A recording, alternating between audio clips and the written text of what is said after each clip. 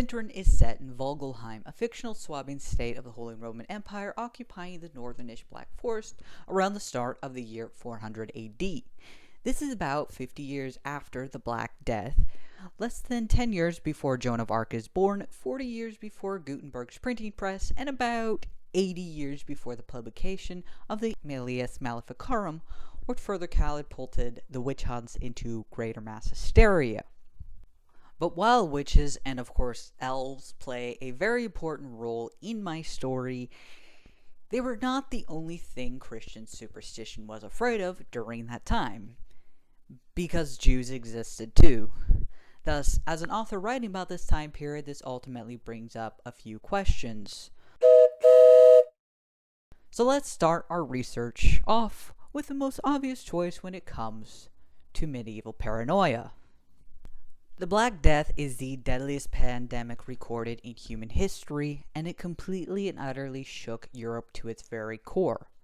So Christians, seeking some sort of explanation, began to point fingers. Jews were accused of poisoning the wells. Why? Well, not as many Jews died from the plague as Christians, so clearly it was their fault. Granted, they lived in separate communities, and Jewish laws dictated a lifestyle that would have minimized spread of the plague, like sanitation and not murdering cats for being witch familiars. But this was clearly an anti-Christian attack on the good Christian city wells. This sparked a massive wave of massacre and persecution throughout all of Europe. One such massacre occurred on Valentine's Day, 1349, in the city of Strasbourg. 2,000 Jews were tied to stakes outside the city and burned alive. Many other Jewish communities were completely destroyed. This led to a migration of Jews eastward into Poland and Lithuania. The King of Poland thankfully welcomed them. In the context of our story, however, the city of Strasbourg is right next to Vogelheim, right on the other side of the Rhine. Time-wise, however, the plague was during the time of Felix's grandfather. Further, it's also important to note that not everyone was on board with the whole Jewish slaughter thing. The Pope, at the time, made 2 public decrees demanding Jewish persecution stop. Even got his own physician to aid him in saying, from his actual experience with plague victims, Jews and poisoned wells were not the blame. But the Holy Roman Emperor at the time was like, meh. Said it was okay for people who killed Jews to claim their property, so hey, free stuff. And yet the Black Plague massacres were actually not that special. Massacres happened many times before, and while they spiked because of plague hysteria, even ones that way, it just was back to regular business. Throughout the Middle Ages, it was believed that Jews could perform magic. For Christians, magic was not possible without the aid of the devil. Thus, Jews de facto were in league with the devil. After all, Jews were in fact the ones who killed Jesus. And in their deep cultural, possibly demonic influenced hatred for Christians, Jews sought to mock the very name of Christ whenever they could. One form of mockery was known as host desecration, where you mistreat or misuse the bread taken in communion. However, more sinister accusations began to pop up in England in the mid-1100s. These eventually spread into Europe over the next century, and that was of the blood libel. This is where Jews would murder a Christian child and use their blood in religious rituals, like making matzahs for Passover. What was special about the blood of Christian children? Again, Jews killed Jesus. This gave them the taste of innocent blood, and they have continued to crave this innocence ever since. Host desecration and blood libel. If one Jewish person was accused of any of these things, all it takes is one. Their entire Jewish community was blamed for it too, and hundreds of thousands of Jews would be executed either by the local authorities or a mob that went unpublished. While a massacre happened every few years or so, they were a bit scattered throughout all of Europe, hyper-focusing onto the Black Forest. In 1386, this dude, Clausus of the House of Luxembourg, expelled remaining Jews from Strasbourg and the Swabian League of Cities.